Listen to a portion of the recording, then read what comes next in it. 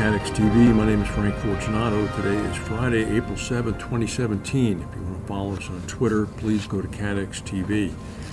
Statistics just came out from the U.S. government saying that in the month of March, 98,000 new jobs were added to the American economy.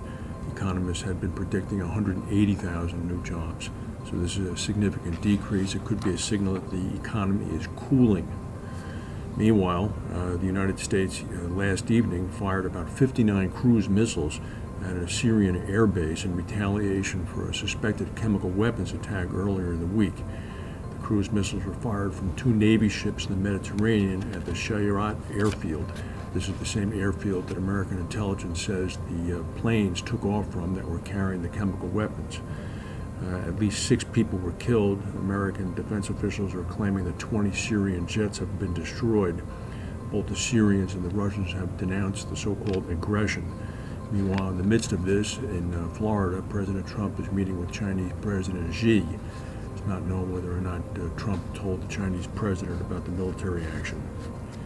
The insurer AIG has agreed to pay Bill Cosby $675,000 in legal costs arising out of his trial for historical sexual assault allegations. The Massachusetts District Court ordered AIG to pay Cosby the attorney fees. Allegations relating to Cosby's purported crimes committed in the 1970s have expired under the statute of limitations. However, a number of the comedian's accusers brought defamation suits against Cosby. He publicly had branded them liars in a number of public interviews. AIG covered the defense costs in some of those lawsuits via a number of homeowner and excess policies that Cosby maintained. The insurer then sought a legal declaration from Cosby and the court saying that it was not liable and that Cosby should be forced to pay those damages and those costs because of an exclusion for sexual molestation. However, Cosby's lawyers, supported by the victims, fought back, arguing that the insurer was required to pay under a personal injury clause that covered claims for defamation. Apparently, the evidence in the court agreed, and AIG has agreed to reimburse Cosby. In Johannesburg, 30,000 people marched today against the administration of President Jacob Zuma, demanding he quit after a cabinet reshuffle triggered the latest crisis in his presidency. Standard & Poor's and Fitch have lowered South Africa's sovereign debt rating to junk status. Police fired rubber bullets and tear gas at protesters today. Zuma sacked the finance minister last Thursday, outraging allies and opponents alike. There are big complaints there of corruption and graft in his administration. A landmine explosion killed at least 19 passengers of a minibus in Somalia, only hours after the president of the country declared a new war against al-Shabaab, the terrorist groups. The minibus was traveling in the lower Shabelle region on Thursday afternoon when it ran over an explosive device.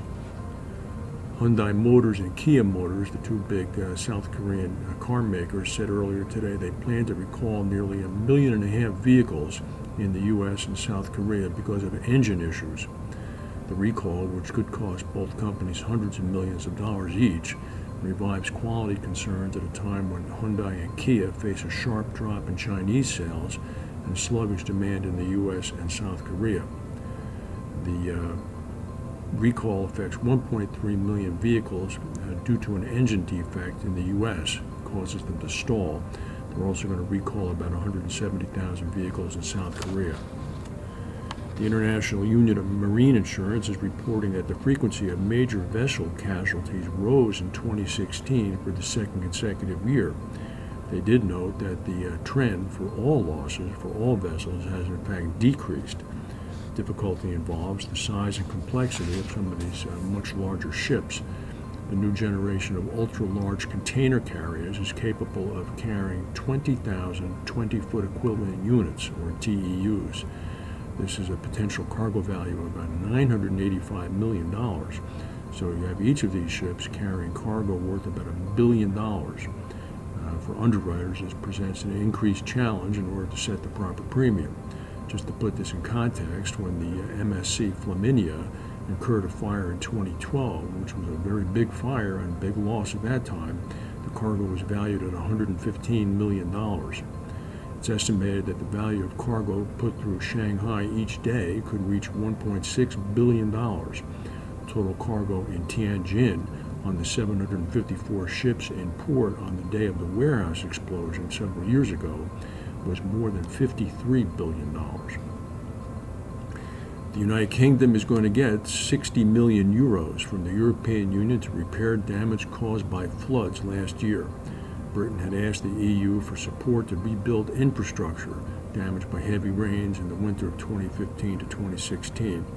The money was approved yesterday. According to the Portuguese EU representative, when one member state has a problem, others actively collaborate and help. The UK will benefit from EU solidarity despite Brexit and the triggering of Article 50. Well, you have to hand it to the Europeans in order to approve that chunk of change after Britain began divorce proceedings. Is a very magnanimous thing to do.